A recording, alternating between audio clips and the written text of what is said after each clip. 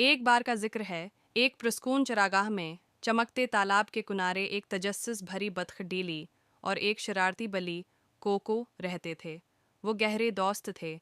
पानी में छिपाके मारना, ततलियों के पीछे दौड़ना और चांदनी रातों में कहानियां सुनाना उनका मामूल था।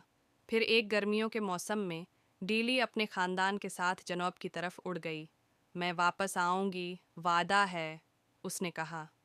कोको हर रोज तालाब के किनारे आता, आसमान की तरफ देखता और अपनी परदार दोस्त को याद करता। मौसम बदलते गए, बहुत सी बतखें उड़ती हुई आएं, मगर कोई भी डेली न थी।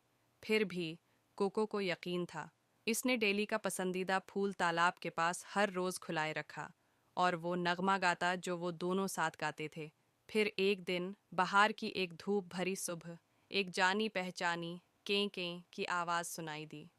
कोको के कान खड़े हो गए। क्या ये वाकई वो थी? वो तालाब की तरफ दौड़ा और वाकई वो डीली थी। डीली, कोको चिल्लाया। कोको, डीली ने खुश होकर कहा। वो दोनों गले मिले, हंसे और वैसे ही खेलने लगे जैसे पहले करते थे। वक्त गुजर गया था, मगर उनकी दोस्ती कभी न मिटी। और उस दिन के बाद कोको और डीली ने वादा किया, चाहे वो कितनी ही दूर चले जाएं, उनके दिल हमेशा एक दूसरे को ढूंढ लेंगे। अगर आपको कहानी पसंद आई हो तो लाइक करें, अपने दोस्तों के साथ शेयर करें और हमारे चैनल किड्स स्टोर्स को सब्सक्राइब करना ना भूलें ताकि आपको हर रोज़ नई कहानियाँ मिलती रहें।